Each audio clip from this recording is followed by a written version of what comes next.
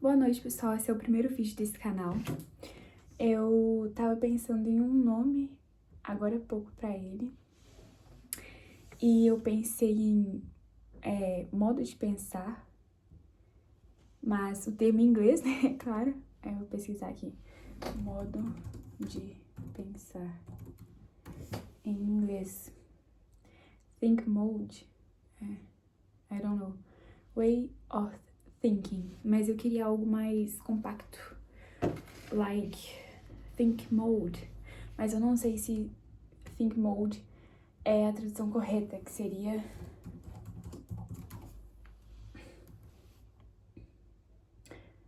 think mode. Think mode. Modo de pensar.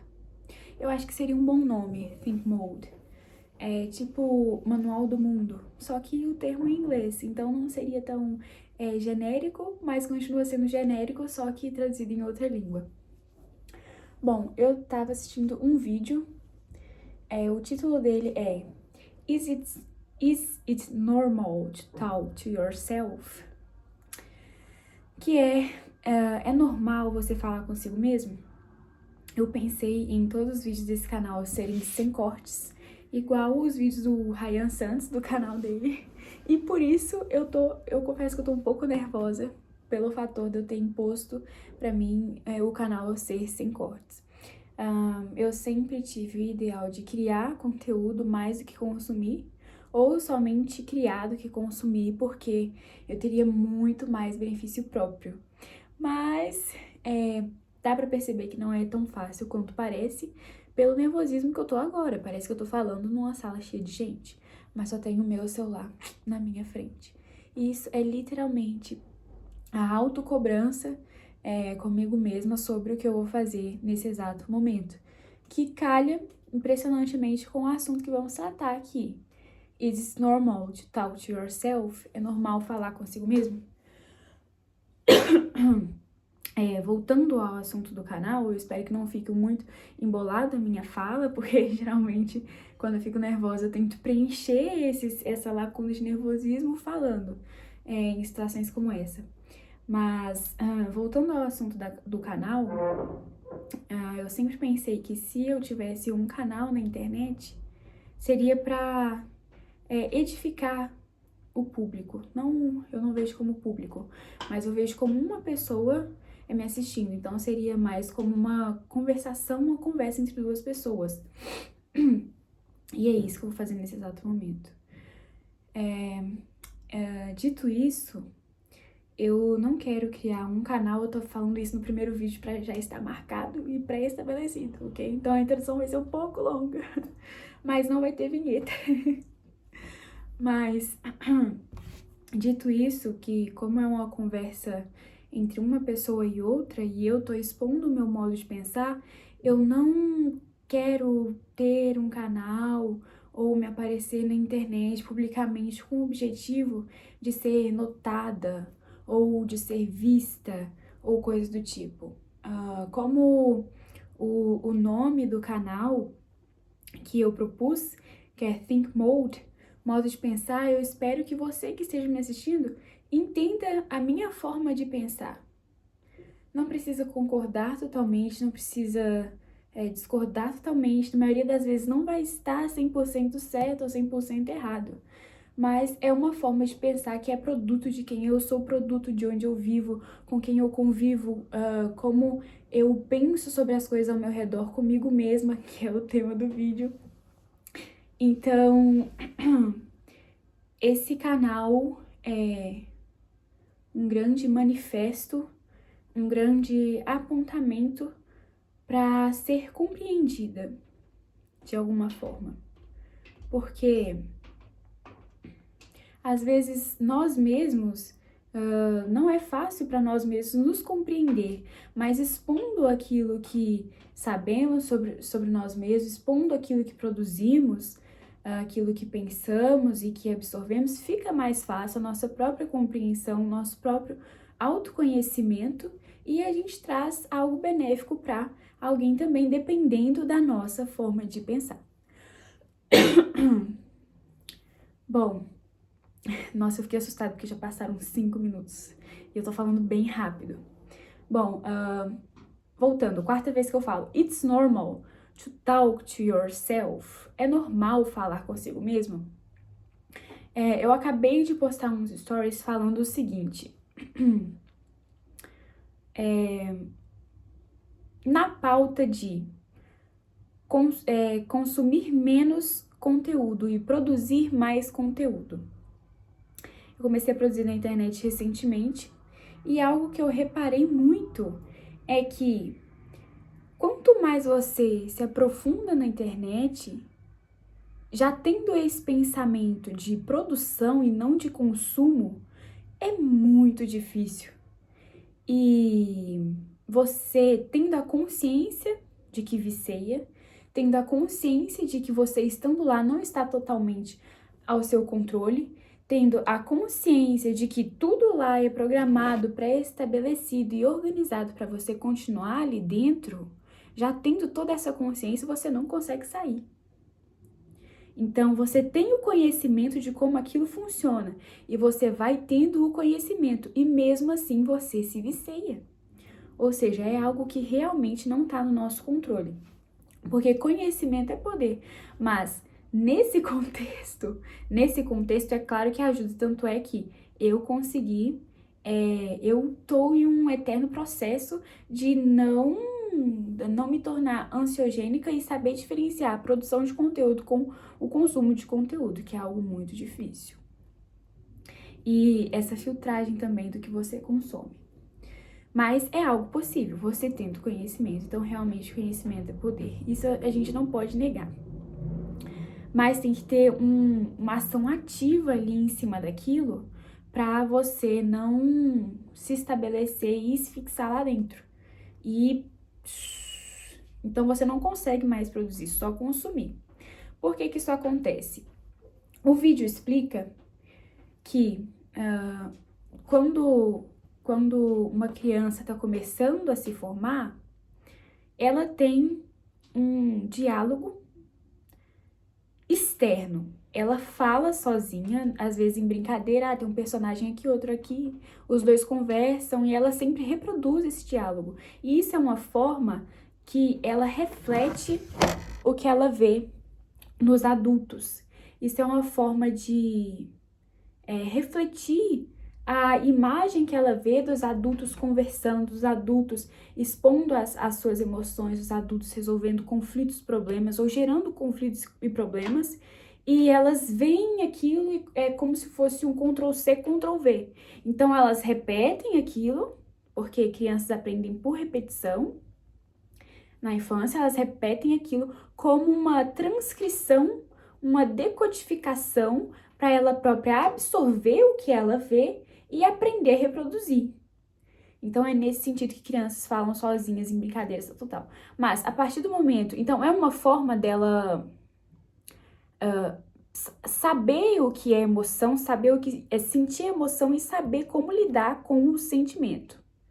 E aplicar na vida dela. Depois que a criança cresce, o adulto... O que foi, mãe? Por que você tá conversando? Sozinha, tô gravando vídeo. Você tá dormindo? Vou. Depois que a criança cresce e ela se torna um adulto, um jovem adulto, ela passa a ter o mesmo diálogo, só que de forma interna. Então, quando ela é criança, ela externaliza aquilo.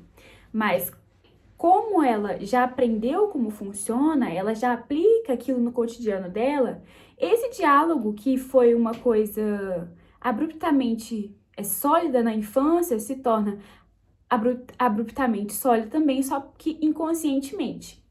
Então, a maioria das pessoas, na verdade, todas as pessoas têm esse diálogo interno conscientemente, mas é algo que realmente também não está no nosso controle. Aí a gente chega no ponto que a gente quer tratar. Esse diálogo interno, já foram feitas pesquisas, eu não tenho material para trazer para vocês no primeiro vídeo, mas já foram feitas pesquisas dizendo que esse diálogo interno é o que regula o nosso estado emocional. Tanto é que quando a gente vai para consultar com um psicólogo e faz terapia cognitivo-comportamental, que é a TCC, é basicamente conversação. É basicamente conversação. E aquilo que a gente expõe é produto daquilo que a gente pensa.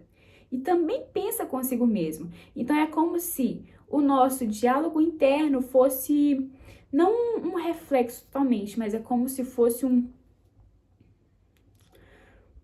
E também não é igual, é como se fosse um igual semelhante, um fator de semelhança à nossa saúde mental. É isso. Tanto é que você, expondo aquilo que você está dialogando internamente na psicoterapia, você tem uma melhora, porque você abre espaço para resolução do perfil do seu diálogo interno, porque tem 2 perfis de diálogo interno. Tem pessoas que conversam internamente, geralmente pessoas mais introvertidas conversam internamente somente em pensamento, pessoas mais extrovertidas, elas tendem a conversar verbalizando mesmo, sozinhas, fazendo tarefas ali, conversando consigo mesma. Nossa, Emanuele, nossa, eu sou muito tal, eu devia ter feito isso, tal, não é uma pessoa tal, e esse problema tem que resolver isso. Tem essa diferença. Agora, tem 2 tipos de diálogos mentais, diálogos internos, que é o positivo e o negativo. É simples, é o mais e o menos. Em quase tudo vai ter essa polarização de positivo e negativo. O diálogo mental positivo, diálogo interno positivo, é quando você se incentiva. Esse é o que faz bem, você se incentiva, você tem esse tato de resolver seus próprios problemas, você não fixa somente nas coisas ruins que estão acontecendo, então você tende mais a pensar de forma positiva e acarretar boas para a sua vida, consigo mesmo. Isso gera o quê? Autoconhecimento, isso gera autoconfiança. E também já foi provado lá que, por exemplo, atletas que têm esse diálogo mental, nossa, eu consigo fazer isso, tal, eu vou e faço, aí eu sei disso porque da última vez eu fiz isso, nossa, eu sei que eu faço isso bem, então eu vou lá e vou fazer direito. Esse diálogo mental é positivo e atletas que utilizam desse diálogo mental, pessoa que fala em público, por exemplo, ela já viu que fala bem, então ela vai conseguir, mas se ela não tivesse o histórico, que é literalmente o repertório comportamental, ela não iria ir, porque ela não se conhece. Então o autoconhecimento ele serve para isso, para te dar aval para você fazer as suas coisas. Então esse faz realmente bem, te traz autoconfiança, te traz gera, né, possivelmente o melhor resultado naquilo que você vai fazer por se incentivar. É simples. E isso não é só em algo que você produz, é emocionalmente também. Ah, eu tô passando por isso, mas eu sei do que eu fiz de errado, eu sei do que eu fiz de certo. Eu sei que eu tenho conhecimento do contexto da outra pessoa, então eu sei que não é pessoal. Então você sabe fazer essas divisões, essas definições. E o negativo é no sentido de você se decrescer, no sentido de você se autodiminuir. Então já é diferente, esse realmente não faz bem e se torna compulsório, tanto é que você se vê como insuficiente, e tudo aquilo que você faz nunca tá bom pra você. Eu confesso que eu tenho um pouco disso. Mas tendo conhecimento de que o diálogo mental positivo, que é aquele que você se incentiva, vê as coisas que você já fez, você se trata com carinho, com cuidado também, porque você é um ser humano, você tem limite para fazer as coisas. Então, tendo conhecimento, tendo mais aí pro lado do diálogo mental positivo. E a terapia cognitivo-comportamental, que é você falar, expor sua forma de pensar, é o que vai definir qual diálogo você vai seguir. Então, o terapeuta, ele vai tentar não resolver, mas ele vai tentar modificar, como um barro mesmo, ele vai tentar modificar e primeiro desconstruir o seu pensamento para depois reconstruir como barro. E após isso, você vai mudar a forma que você pensa, essa relação de diálogo interno. Então, você vai mudar a forma como você se vê, vai mudar a forma como vê as outras pessoas, como vê o mundo. E o terapeuta vai buscar uma melhor relação, um equilíbrio entre esses dois diálogos. Porque a nossa saúde mental é fruto desse constante pensamento. E aí a gente cai na pauta sobre consumo de conteúdo. Se você está o tempo todo consumindo conteúdo, quando que o seu cérebro vai ter espaço para ele pensar? Pensar é uma das primeiras coisas que o ser humano fez na vida. Com certeza foi a primeira coisa que o ser humano fez na vida. O cérebro é o órgão responsável por todos os seus movimentos corporais. O cérebro é o órgão responsável por tudo que você faz. Então, é como se o cérebro fosse o sol e todas as outras coisas, não é diminuindo, tá? Mas todos os outros planetas que circundam o sol fosse você. E primeiro é o cérebro, que é o sol, entendeu? Mas, voltando ao assunto sobre consumo de conteúdo, você tem que consumir um conteúdo que não te anestesie cognitivamente. Ou seja, um conteúdo que te faça pensar, um conteúdo que te faça sentir algo. Porque conteúdo com dopamina barata, série, filme, principalmente aquilo que te traz algum tipo de prazer, por exemplo, pensa quando você tá cansado. Você tá cansado de fazer qualquer coisa, você tá cansado de estudar, se você estuda, você tá cansado de trabalhar. Aí o que você vai fazer, tipo, pra te distrair, pra te descansar? O que você vai consumir para descansar? É aí que você encontra o que é a sua dopamina barata específica. Por exemplo, eu quando tô cansada, não quero fazer mais nada, eu não aguento assistir um vídeo que me faça pensar, porque também cansa, tá, gente? Eu vou assistir o quê? Eu vou assistir filme, mas eu sempre pego os filmes muito ruins. Eu não gosto de assistir filme bom quando eu tô cansada. É impressionante. Eu não gosto de assistir filme bom. Porque os filmes bons me fazem sentir algo. Tipo, eu aprecio a arte que o filme tá passando. Olha ali a cena, o conjunto de cores, a expressão dos atores, a entonação que tá em inglês, entendeu? Então eu sempre pego os filmes ruinzinhos de romance adolescente, tal. Então, tipo assim, eu encontrei qual é a minha dopamina barata. Isso me anestesia cognitivamente. É como se eu me desligasse de tudo aquilo que tá me cansando e me incomodando. Mas é nesse espaço que eu não penso. Eu só foco ali no que eu tô assistindo, eu entro em outro mundo. Só que a probabilidade de eu continuar nesse outro mundo é muito maior, por diversos fatores que a gente já citou. Então, não consuma conteúdo barato, pessoal. Consuma conteúdo assim, te faça pensar, sabe? Às vezes nem precisa ser algo, eu preciso só consumir coisa que me faça ter algum aprendizado. Nossa, eu não posso perder meu tempo. Não, gente, a gente tem que descansar também. Eu já me tratei muito assim e eu confesso pra vocês que não tem pró, só tem contra. Só tem contra.